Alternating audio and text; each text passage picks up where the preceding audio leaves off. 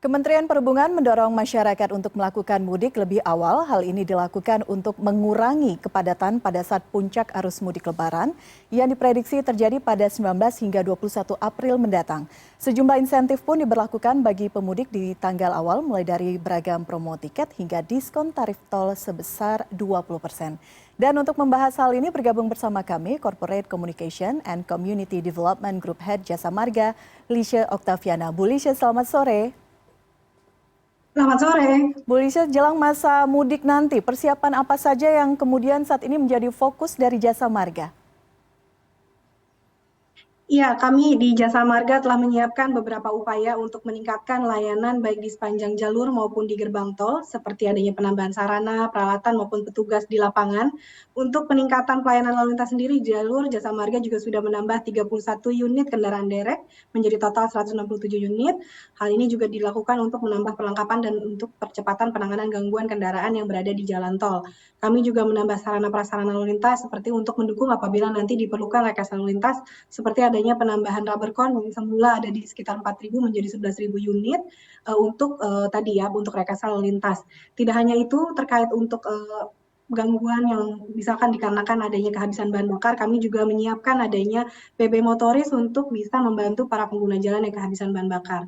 Di gerbang sendiri kita akan juga menambah petugas di lapangan untuk juga pengarahan lalu lintasnya supaya bisa mempercepat transaksi yang ada di gerbang tol. Dan juga di layanan reservasi juga kami menyiapkan petugas selama 24 jam untuk memastikan standar pelayanan minimum dapat dipenuhi apabila nanti mengantisipasi apabila kondisi khusus akibat cuaca ekstrim. Dan tidak hanya itu juga di rest area seperti kita ketahui juga menjadi tempat tujuan favorit untuk para pengguna jalan tol untuk beristirahat atau melaksanakan ibadah. Juga sudah kita antisipasi dengan misalkan adanya perubahan flow arus keluar masuk kendaraan.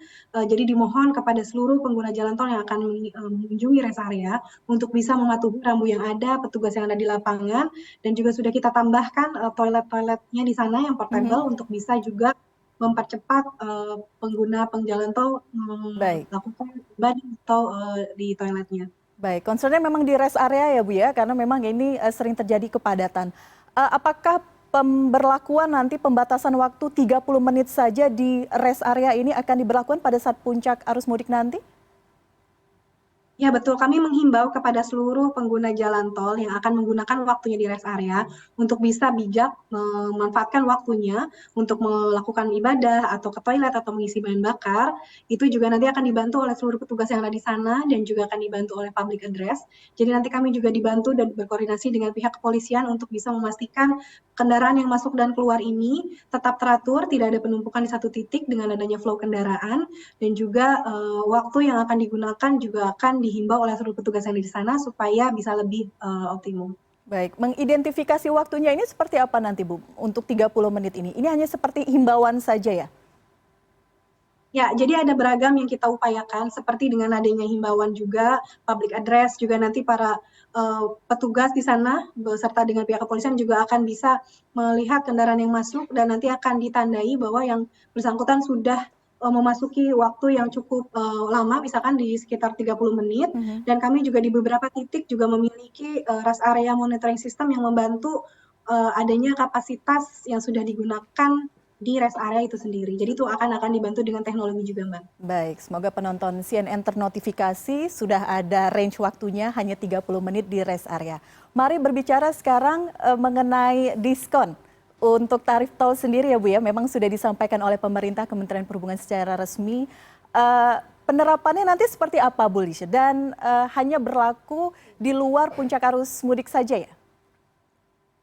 Ya, betul. Seperti kita ketahui dengan adanya cuti bersama yang dimajukan menjadi 19 April, itu juga menjadikan bahwa adanya prediksi puncak arus mudik akan jatuh di H-3 atau di hari pertama cuti bersama tersebut di hari Rabu 19 April 2023. Dengan prediksi kami bisa mencapai 138.000 kendaraan yang akan terjadi nanti di kilometer 66 Jakarta Cikampek, yang merupakan pertemuan ya nanti akan kendaraan dari Transjawa dan Cipularang. Hal ini apabila dibandingkan dengan lintas normal sekitar 154%.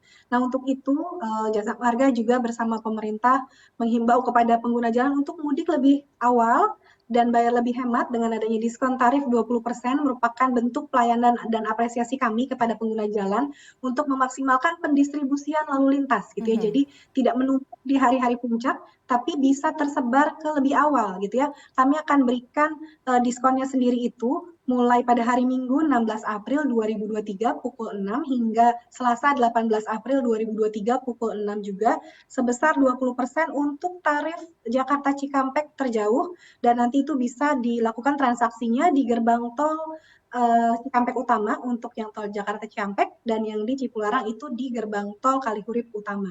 Dan untuk arus mudiknya juga itu juga sama, kita juga akan coba menarik minat pengguna jalan tol untuk bisa menghindari waktu-waktu favorit atau waktu puncak yang diprediksi juga ada di H+2 di 25 April. Itu juga makanya kita berikan diskon di hari Kamis 27 April 2023 pukul 6 hingga Sabtu 29 April 2023 pukul 6 sama dengan diskon yang sama dan juga di gerbang tol yang sama. Baik, Bu Lisha, boleh diulang sekali lagi informasi kepada masyarakat pemberlakuannya untuk di ruas tol mana saja? Tadi tanggalnya, jamnya sudah Ibu sampaikan, tapi apakah hanya di ruas tol tertentu saja pemberlakuan ini?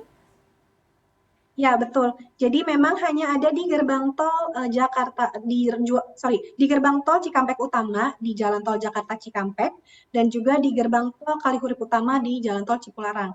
Karena memang sesuai prediksi kami, kedua gerbang tol tersebut merupakan gerbang tol tersibuk ya, yang melakukan transaksi terbesar sekitar mayoritas 52% dari keseluruhan gerbang tol utama, maka kita melakukan di dua gerbang tol tersebut. Untuk kedua arah ya, baik yang dari arah Jakarta maupun yang kalau di Kalihurip Utama itu yang dari arah Bandung, yang dari Cikampek Utama itu yang dari arah Cirebon atau dari arah Cikampek. Oke, baik.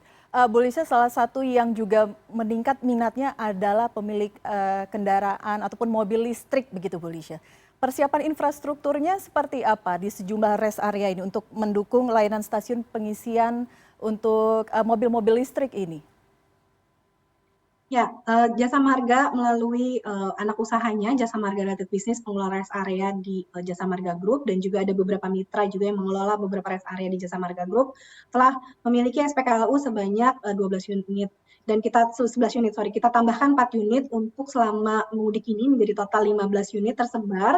Ada di Palikanci 207A, di 379A Batang Semarang, dan 389B Batang Semarang.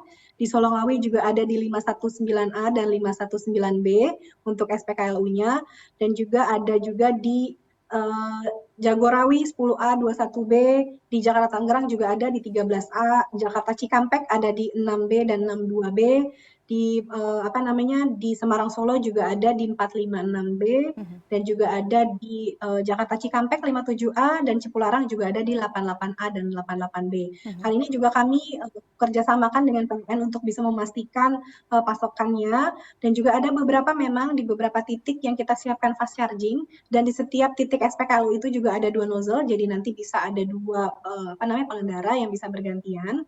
Dan juga mohon nanti diperhatikan dibantu oleh petugas yang di sana, ada beberapa yang memang fast charging dan ada juga yang memang reguler. Jadi nanti akan berkisar pengisian waktunya di 30 menit sampai 2 atau 3 jam. Oke, rentang untuk stasiun pengisiannya sendiri ini jaraknya berapa kilometer?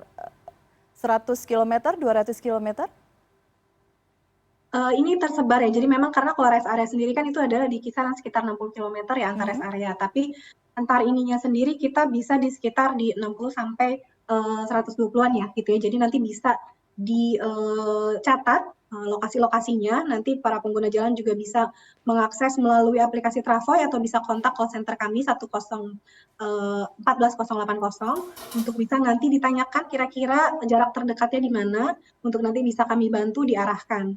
Dan tidak usah khawatir juga apabila terjadi gangguan di jalan selama panjang jalan tol, baik itu maupun untuk kendaraan yang biasa dan juga kendaraan listrik, nanti akan kami siapkan mobile storing untuk bisa dijemput oleh petugasnya untuk dibantu dicarikan jalan keluar atau diperbaiki kendaraan yang mengalami gangguan. Oke, jadi ada petugas dengan sistem mobile juga ya, begitu standby. Bu Lisha, terima kasih sekali lagi update informasi Anda. Berbagai persiapan sudah dilakukan, kita harap nanti pada puncaknya arus mudik bisa berjalan dengan maksimal dan lancar. Bu Lisha Oktaviana, terima kasih sekali lagi sudah berbincang bersama kami di CNN Indonesia Newsroom.